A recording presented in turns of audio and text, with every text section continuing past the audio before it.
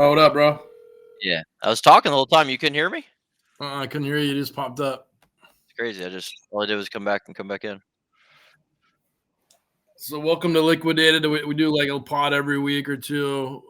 We get like some of the origin stories from guys in crypto. Thanks for coming on. Ben Lamb, one of the best poker players in the world. What are you up to today? Thanks, brother. Today's a good one. So the World Series of Poker is going on right now, and it's about 70 or 80 events. I think it might even have 90 events now. But one of them is called the Poker Players Championship. It's 10 different games. All the best play it. It's a $50,000 buy-in, so it's a high buy-in. It's 6 days long, super slow structure. Like usually, whoever wins this or makes the final table is like some of the best of the best. It's a great term. It's a lot of fun. So that starts now. So I'll be there in a few hours. Yeah. And how many times have you played this? The PPC, 7 or 8 or 9 times probably. Yeah. And so, for people that don't know this, like back in the day, like when rounders came out, like No Limit Hold'em was considered like the pure game. This is where everyone determines who's the best poker player in the world, kind of to like the regular public. But the Poker Players Championship is a variation of 10 poker games where the real best of the best are kind of considered who's the real best of the world here. So this is like probably the most prestigious tournament Probably number one. Yeah. every year. Some people have done really well. I think Michael Mizrahi's won it a couple of times, and some other people have made some final tables. And it's an interesting event. Yeah. Yeah. Rast won it. Brian Rast won it last year for the third time. He's widely considered one of the best poker players in the world. Like that's something to be super jealous of. Like that's a ridiculous accomplishment to win that tournament once, let alone 3 times. So, like with a yearly schedule, like the World Series of Poker, like you could probably easily do like 7 figs of buy-ins over the summer. Am I right? Like, how do you risk manage for that? What's your thought process? How do you get through the summers? Yeah, I mean, if you play all the big no limits, which I don't play the huge no limits anymore. If you were to play all those, you could definitely get well above 7 figures. As far as like risk, like I don't know, man. Like I'd like to say that I had some like major plan on what my risk tolerances were Yeah. at the beginning of the summer, but I just thought I'm going to play everything and hopefully I do well. Um, I play mostly pot limit on wild tournaments and the mixed game tournaments, which although the PLO has a couple big tournaments this year, they have a 100K buy-in next week, which I'm super excited about. But they don't have like as many big tournaments as the no limit tournaments, so like you really can't get quite as badly hurt as you could if you were going to play all no limit. Uh, so yeah, I didn't really have any like strong risk plan for the summer, but just run good and win. Wise man once said, "You can always afford the stakes if you win." And do you always have all of yourself, or do you kind of like do you ever sell pieces or switch equity to a couple of good players? I don't really sell action too much. I'll sell to friends, like KBM. I'll sell him like 5%. Give him a sweat. But like, Mhm. um, I'm not really like trying to like sell my action. Like, I worked pretty hard to get where I'm at and to get to this level, and so like to kind of now sell that action kind of seems counterproductive a bit. But that being said, sometimes some of the games I've played, the stakes have been like so crazy high that like I just can't afford it. Like you could lose millions of dollars in a single night potentially, in some of these cash games. So I've definitely sold in those, of course, and taken on investors.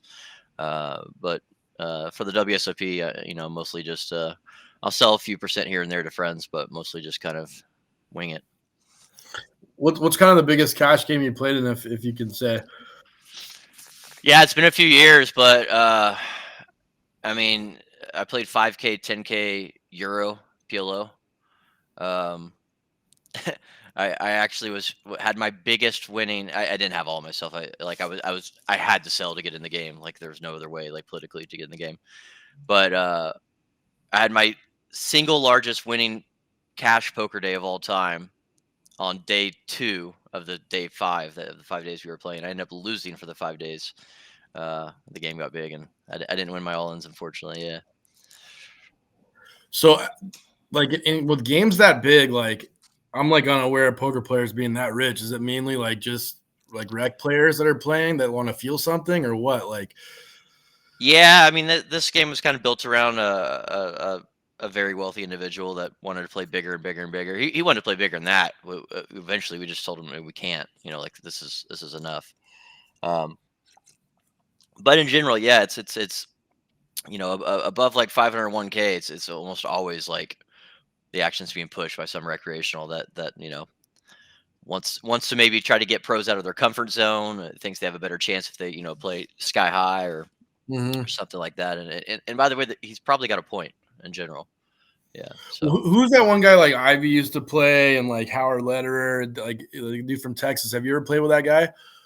I played with him briefly once. The guy's name was Andy Beal. Hmm. Still around, still plays. They wrote a really good book about him called The Professor, the Suicide King, and the Banker. I might be getting that a little bit Yeah, backwards, yeah, but something yeah. like that. The professor being Howard Lederer, and the banker being Andy Beal. He's a multi-billionaire banker out of Texas. But yeah, so like he wanted to play like ginormous stakes, like much bigger than had ever been played before.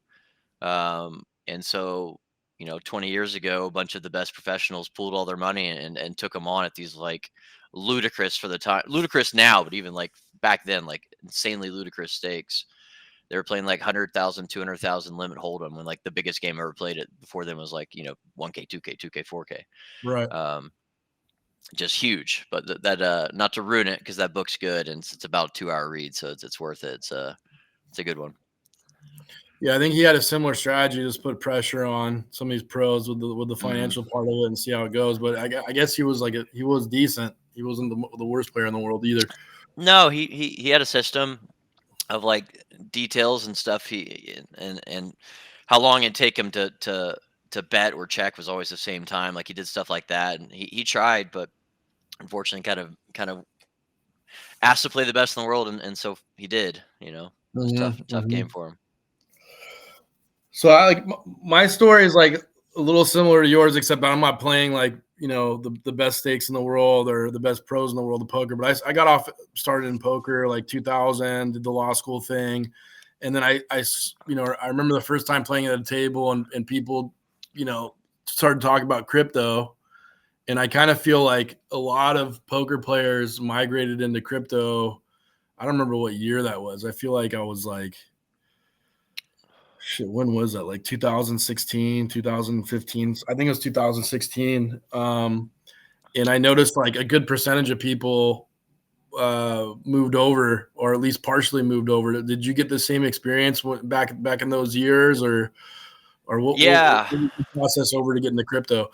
yeah. I was following Bitcoin at a very low number. Never even thought about buying it. Like it's just like this really cool, interesting thing, and then it started Mhm. going up, and then I think it kind of became like somewhat relevant in the poker community, like widely, somewhere around $1,000. People started buying it and being very vocal about it. Um, and then eventually, like it was like if I owed some money to some guy that lives in Belarus, like how am I supposed to pay him $100,000? Like like I obviously I can send him a wire, but then like no, it's just a huge hassle. So Bitcoin kind of became a settlement layer for poker players. Mhm. I would say starting like 2016, 2017 for sure is like when it became like pretty widely accepted. Like if someone owed you money, they could always just send you Bitcoin. Mhm. Um, and has remained there. So a lot of poker players got in super early and now play a lot less poker. But yeah, it just makes sense that poker players would fall into that. When did you get in? Like, did you get in earlier than 15 or? I got in relatively early, but I sold like after like a 5x, thinking I was a genius, somewhere around $1,000. Yep. Um, and I got back in the 4 and 5,000 range. So like I'm not one of those guys that unfortunately bought a bunch of $100 Bitcoin like some of my friends, but obviously I'm very pro crypto. I think it's going eventually to some crazy number, and uh and as it goes up, it's quite nice to you go back home for Thanksgiving and grandma don't give you too much shit because because Bitcoin's up. Just tells you to yeah. sell it. Tells you We to sell it finally, instead of calls you an idiot. yeah, everyone was calling us idiot for long enough. I'm a huge Mike McDonald fan, and I don't know when he entered Bitcoin, but he's definitely helped me navigate the crypto waters over the years. You know, he's also kind of a BTC maxi. I think he thinks Yeah. Monero's kind of interesting too, which I think is kind of interesting as well. But don't own him. I was eyeing this CryptoPunk and I really liked it. And I go to buy it and I find out it's owned by Timex and he's selling it. And it made like I Yeah, still bought it, but it made me I was like, if he's selling this, like I don't want to yeah, buy it. Like yeah. I'm on Like the wrong anything side of he's this. selling, yeah. Yeah. It's The only always thing he The down only bad thing he community. back fucked me on was like a DGen ape. Like he was bullish on DGen apes for a while. Either that or I just bought one from him and I just got burned just like you did. It's like, He's sharp. If you try to stay on the right side of Timex's trades, you'll end up doing real well. Yeah. yeah, but I'm just not smart enough for him. Cause like I'll read half his tweets and like they make no fucking sense to me. Like, you know, like I don't know if you feel the same way, but he'll say like some ridiculous shit. Like, what the fuck is he even talking about? You know? Too smart for his own good, maybe. Is he playing poker anymore? Is he just retired or what? I think he lives in Canada and just kind of does whatever he wants. I don't think he has played much poker, if at all, in the last few years. I mean, I'm sure he's played here and there, but definitely hasn't been active in poker in probably like 8 years. Yeah. Yeah, that's usually what happens to the guys that make it. You know, they kind of slowly phase out of poker and maybe play some big bet for the Yeah. nostalgia. So tell me about you. Like you started this company. Is this your first crypto venture? Honestly, this was like my first like venture. Yeah. I dropped out of college to be a professional poker player. When I was 19 or 20 years old, and quickly went broke and got a job dealing at the casino, dealing poker. Um, and I quit that when I was 21, moved out to Vegas shortly thereafter, and kind of took off from there. Obviously, a bunch of ups and downs along the way, but like as far as the only job I've ever had, it was a dealer at a India casino in Tulsa, Oklahoma, that I got fired from. Like I've largely was unemployable for 20 years, but uh, with poker, I found this passion in my 20s and into my 30s that I didn't have for college. Like I was happy to just to look, study, play poker, talk about poker for 16 hours a day, all day, every single day. Like I was just very passionate. And with Yeet, I've kind of found that same thing. Like as in, I'm happy to wake up 6 in the morning, which I've never done in my life unless I had a tea time at 7. Mhm. Um, and work till midnight and just try to make the best product we can make. So as far as is this my first crypto venture? Yes, this is my first job, man. Like, but I'm fully into it, fully loving it. It's a lot of fun. And is there a certain aspect of it that makes you like passionate about it? Do you think it's like playing like a game, or is it have you like kind of like associated with that, like the strategy of it, and like trying to gain market share in the industry, trying to deal with like what people would like, what people wouldn't like Mhm. what makes it fun for you? Well, so being that I've gambled for 2 decades and had good wins, bad losses, like all of that, like I think I have some insight onto what like a gambler would want in like an online crypto casino, and I've also played on online crypto casinos, Mhm. so I've had insight on what I would want. And it sounds super cliche, but like that's kind of what we tried to build. Like as far as the VIP program, for instance, goes, like I I hated the way one of the major casinos did it because you'd always have to ask your host for like your monthly and your rewards and this and that. It was such a pain. I was like, well, screw that. Like, let's just put all of our rewards on one page. You don't have to beg anyone for anything. It's right there. Go claim them. You earned them. Um, and then like designing the games, I kind of just built something that I thought would be fun. That you have a chance to win, but it is a casino. We do have a house edge. Make it super provably fair, as as high as possible to the highest level to ensure that there was a random event that happened, and you didn't get screwed or whatever. Uh, and that's been the most fun part for me for sure, is just making the games. And when you design the games, like why do you do that? Is because like all these other casinos are kind of the same, and then let's find something that's like original and new that people can come to. Yeah, I mean, if we just make a clone of stick.com, like we're drawing dead. Like we have to be different. We have to be different in a variety of ways, or like why would anyone play on Yeet versus the 100 other online casinos, that all do sometimes more or less the same thing. Obviously, everyone tries to differentiate themselves some, but like, like that's our goal is to be different and keep creating new things and new um things to do within the space that haven't been done before. And the first part of that is obviously the new games that we build, and we have a bunch more coming. And we're going to keep Yeah, pushing that envelope. yeah, I see those a lot. Like I like all like kind of the characters you guys put and like the memes and stuff. It definitely differentiates you guys a lot. I don't really see a lot of that with some of the other casinos. Hmm. What's the whole kind of weird dialogue on Twitter the last few days with some of these like FaZe Banks influencers and all these other nutcases? Like, I don't know if you want to speak on some of this stuff, but like, what's going on with Luck.io and some of these other people that are competitors? But I guess like I don't know, if it's like a finger point contest or what, but it's like seems like most of these casinos are all kind of similar. Like, what's the big gripe? Yeah, I mean, I kind of let Mando and KVM run that drama side of things. Yeah, Never really been my thing, but yeah, I mean, some things were said on both sides. Uh, maybe some untrue things were said on one side, and we just kind of want to correct some of those assumptions that were made. Yeah. Sorry for the yeah. super political response. No, I get it. It's just like it's kind of interesting. I think it'd be a weird world for people to like be like throwing rocks in glass houses for both ways. Like gambling obviously is not meant to bring you generational wealth. So it just Yeah. And when it comes down to it, like as far as the use case for crypto goes, casinos kind of make a lot of sense. Like this space is huge and getting bigger every single year. So um,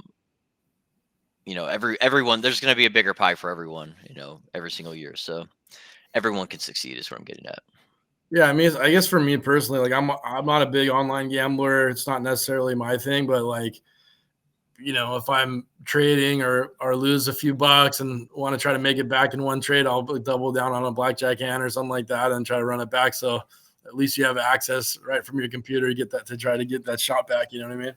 Yeah, yeah. It's fair, fair. Low edge, So blackjack too. what's that?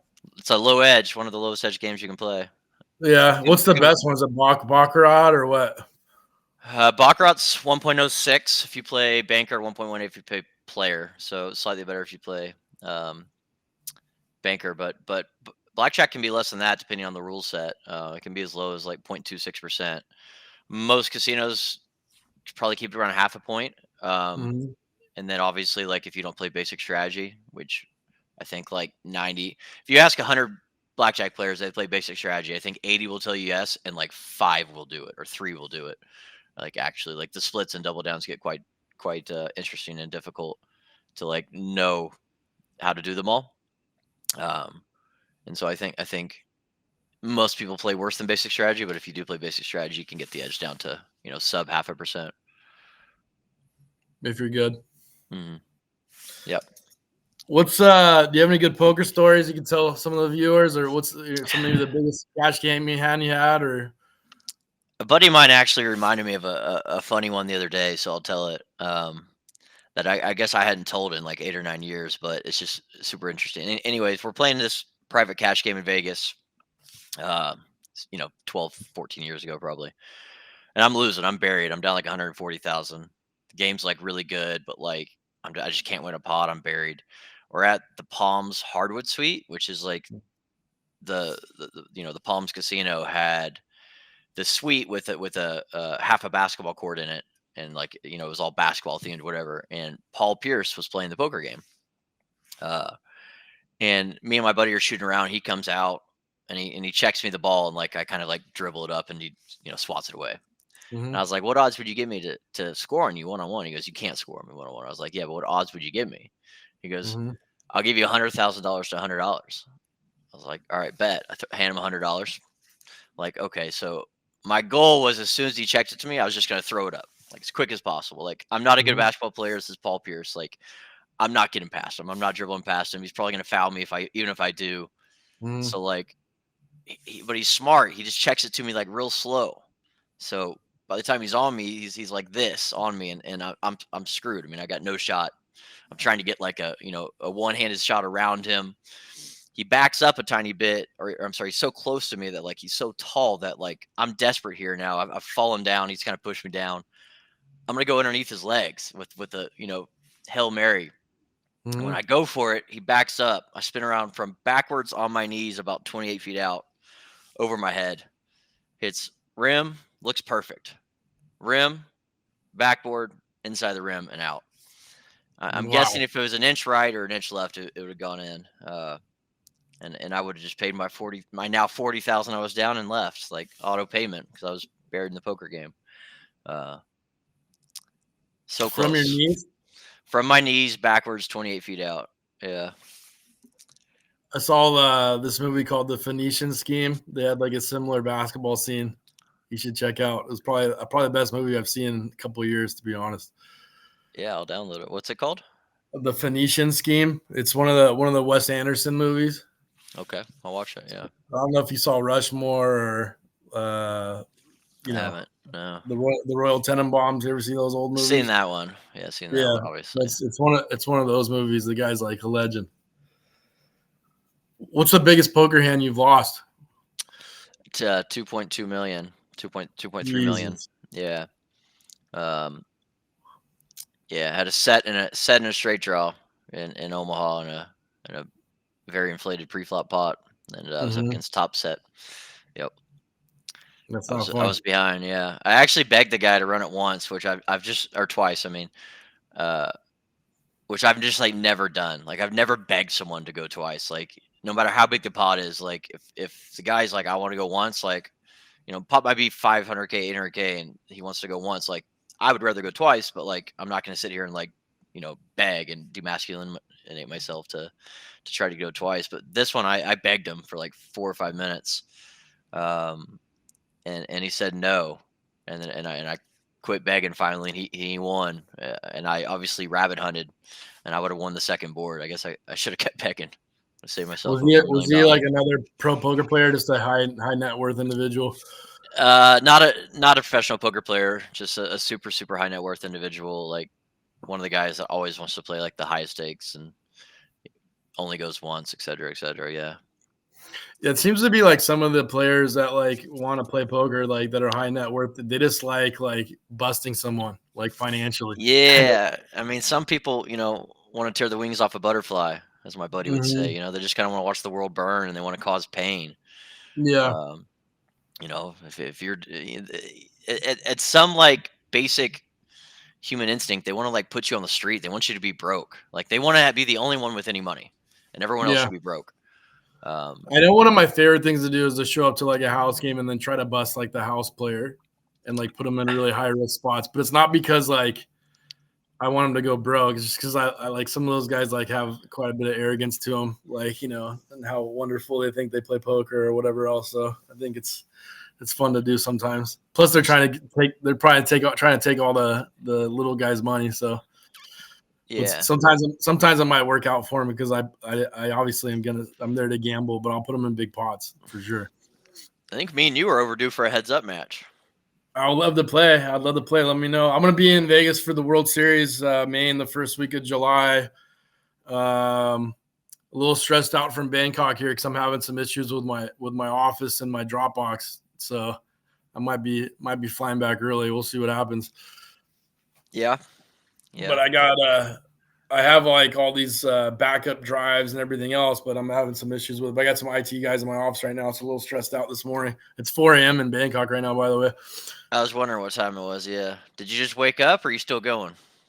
No, I've been super healthy out here. It's like Bangkok can be pretty dangerous, like the nightlife, but like I got a fiance out here and stay at the Rosewood, which is pretty nice. And basically, they have these like Japanese onsens that are incredible. Like if it was in LA, it'd be like $600 a day pass.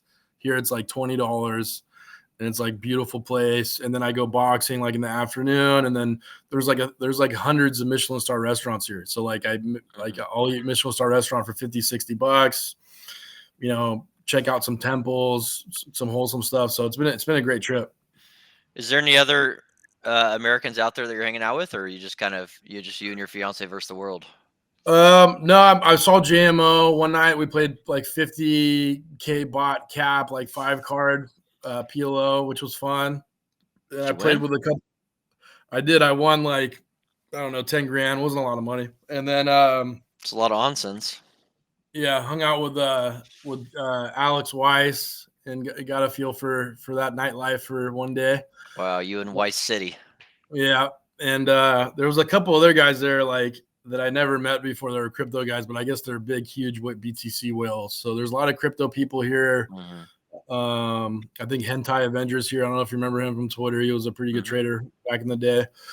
And then there's a few other dudes, but I think they generally live in Bangkok. And I'm considering moving here like half the year, but I got a kid that's 10 years old. So when he turns 18, I'll probably be here be here half the time. Then maybe I'll sing like San Diego, maybe half the time, or Miami or something like that. But I think I don't think Miami's for you, buddy. I don't think you're going to survive it. yeah, No one I won't survives stay in Miami. Miami, but I meant like Boca, like an hour out. Okay, yeah. But if I lived in Miami, I would not make it. Yeah, I live in Las Vegas for 18 years, and Miami scares the shit out of me. I would never live there. Yeah, I've been there like twice, and every time I go there, I can't. I'll never come back here again. I can't come back here. It's too much. Too much. So what's the future plans for Yeet? Is there anything new coming out soon, or are you guys just like kind of steady with that? Yeah, we have like a whole internal wish list or roadmap is a better word of stuff coming out. A lot of it's coming out like today. Like right after this call, I have to go test something that we've been working on for the VIP program. That's going to make it like, I don't know, a lot better, especially at the higher levels, like more rewarding, more progression. Um, small things like tipping. Like you can't tip on the site right now, meaning like a streamer or player. I can't send my buddy $20. There's no P2P transfers. Like small things like that are coming out today. But we have some like really cool stuff. Specifically around the games, and some like tournament stuff that's going to be super interesting to see. Some PvP stuff where you can, like me and you could do, like we could bet versus each other for whatever we want, say $1,000, with Yeet just being the settlement layer, charging $5 or something. Yeah, one thing I never understood is like I always want to make this, like you're gonna laugh at me, but like I always want a paper rock scissors crypto game. Like why can't you just put paper rock scissors on it so people just PvP? Like I want to play paper rock scissors against my friends. We met with a group that we actually looked into hiring them. They were good. We never actually did, but they were good. But they made an on-chain paper rock scissors game. I forget the name of it, but it exists. It's on Solana. You can go play it right now. You could go play for $1,000 right now. Yeah, I love it.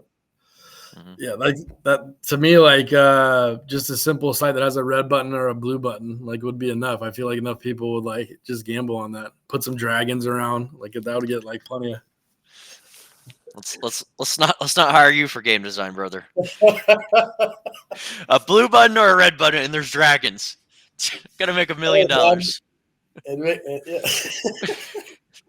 What do the dragons do? Let's really dive into this one. What do the dragons do? What just there. Reddit dragons. Just get the Chinese market out there.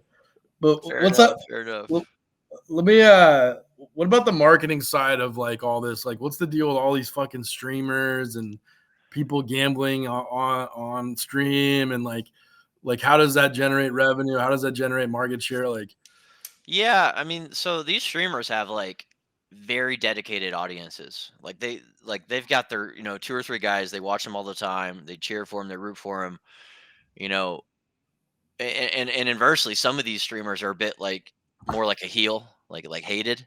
And so when they lose, like people celebrate that. So like both sides of the coin, of course, but both are going to get views. Both are going to get attention. And these content creators are getting like better and better, and they're bigger and bigger. Like the top guys in the space are making mid 8 figures a year, like for streaming casino games and IRL stuff, whatever. Like it's a huge market, and obviously we haven't really dipped into like any of the really big guys yet. But like something we're definitely trying to do in the coming months is to hire some of the bigger streamers.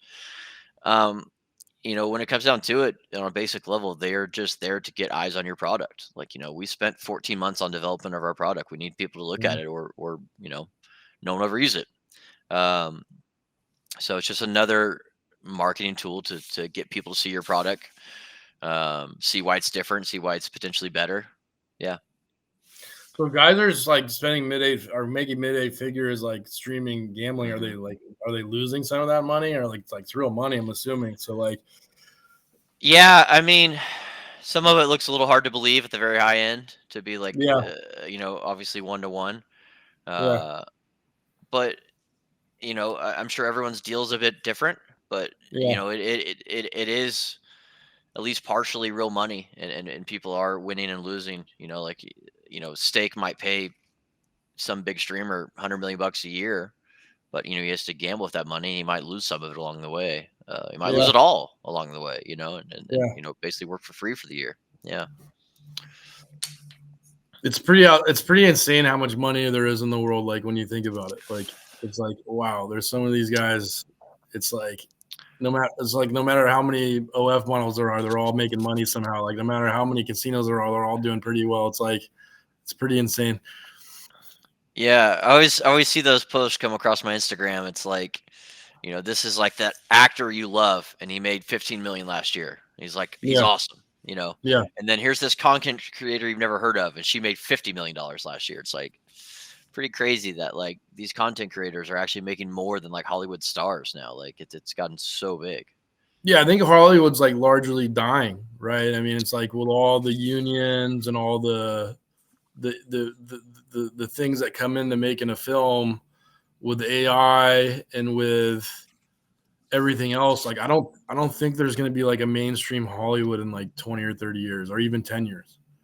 Yeah. Um, I mean, who knows? Like AI is going to basically change every facet of life as we see it. yeah. And I it's don't kind know. of sad because like I really do enjoy watching film and like I do think good writing still exists and good acting still exists. And then and then I'm watching these streamers and like kind of this low end content now. It's like it's kind of sad, like the humanness, like yeah, being human is like dying out to me, like a bit, A bit. Yeah, I've even noticed it with myself. Is like I used to watch like really good like Breaking Bad or like some Mad Men, Yeah, some like really good TV show when I was going to sleep at night. Like I'd always watch, an episode, then go to sleep.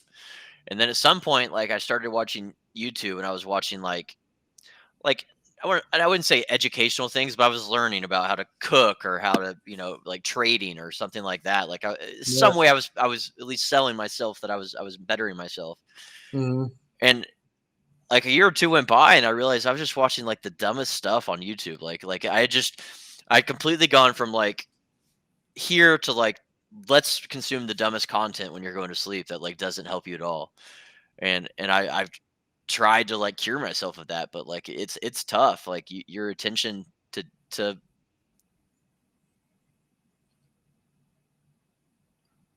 man, you there? Froze out a little bit. media like becomes lower. That's why more in 10 or 15 seconds. Yeah, like that's what I do too. Yeah, I try to justify to myself like, hey, I'm on X. I'm like learning about the market or what I should trade or what I should invest in or whatever else like that. The same exact thing as you, but like my focus is fucked up. Like even when I'm boxing, like after 10 minutes of hitting pads, I'll be like thinking about something else, or I'll be thinking about something else when I'm watching a movie or focus on something at work. So I don't know. I'm trying to refocus my mind on being like more in the present. But I feel like the more you're stuck on these reels or videos, like it changes who you are. It's interesting. Interesting. You're saying the same things I'm saying. Yep. Yep. Life's changing. The world's going to look a lot different in 10 years for sure. Yeah. I mean, it looked a lot different 10 years ago, but like I think this next 10 years, you know, maybe we've been saying this for, 100 years and it's always like 10 more years it'll be a lot different, but Yeah, but I think this time Here. it's like Yeah. it's like there was the Industrial Revolution, Mm, and then there was like I don't know the internet age, the information revolution, mhm. the iPhone, and the AI, and every one of these things is becoming like shorter and shorter. And I don't know about you, like especially the last like few weeks with all the war stuff and all the tech stuff that's happening. It's like I kind of feel like it's too much for me. Like in it, the faster things are going to speed up with AI, it's like I think there's going to be it's too much things happening at once. It's kind of it's too overwhelming for me. Yeah, yeah, no doubt. It's interesting times, scary times.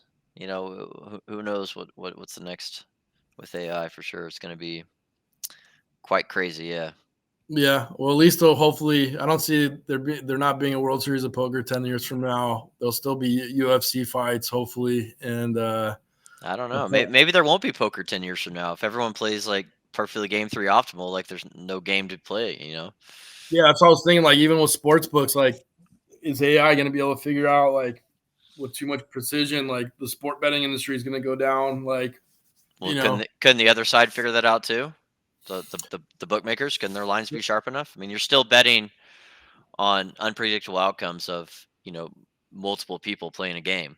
Like, yeah, yeah, I think if anything, I will say this: in the last like 40 years, the sports betters, the sharpest sports betters, were always one step or two steps or three steps ahead of the best sports books. hmm So maybe for at least for a while, like there will be a way to beat sports, but um, and crush them, But the bookies always catch up. Yeah. they typically do. I used to be involved in that space for quite some time. I had a pretty bad year last year, so I decided to retire. But there was 20 years of free money for a while, which You was fun. you you won for 20 years, then you had one bad year and quit. Well, I was on the book side of things, but yeah, Okay. one bad year, and also I was getting to a point where it's like, do I really need to have this in my life? Yeah. Uh, it's not really worth it. So, but it was Yeah. a fun time for a while and helped pay for some vacations and some other things and all those other stuff. So Bought you I'll some leave Bitcoin. I'll leave all the gaming stuff to you these days, but I got to run back to my office. I'm worried about my Dropbox, but thanks for coming on, Ben, and I hope you win the the Poker Players Championship. You deserve it for sure. All How right. close have you gotten before? Final tabled it once, but it's been a while. Yeah, it's a tough one. I mean, like all these tournaments, to be brief, they start this big, and there might be this many good players and like some okay players and like some like full just rich guys wanting to play, Yeah, which all of that's great. But this tournament's such a long structure. By the time you get down to like the final like 10, 15, 20 people, like it's going to generally be really good poker players. yeah. Maybe like the top five guys all busted, but like you're gonna have some really good guys, and some of those top five guys are likely in there. So you're gonna have to play your ass off at the end of the tournament when you're playing for all the money. But I don't know about you. Like, obviously, like if I play poker, I'm trying to make money. But like the most fun times I've had playing poker is when I'm playing against the absolute best or who the people I think are the absolute best, and that's when I'm really enjoying myself. Like, I don't know how you feel, but that's kind of how I feel. So is that the kind of the kind of feeling you get when you're playing? I would say like as far as enjoyment goes, yeah, like playing against good players like is more enjoyable, but like it's my job, like my this is how I've paid my bills for 20 years. Yeah, So, in general, I'm going to seek out a softer game that has, a doctor, a lawyer, and a professional athlete in it right. versus seven of the smartest 24-year-old Belarusian kids in the world. Yep, yep. I get it. Well, hopefully this is good luck for you, brother. I hope you win today, and I'll be hitting you up for updates. I appreciate it. Thanks, Eric. Thanks for having me on, and look forward to seeing good things about you in the future.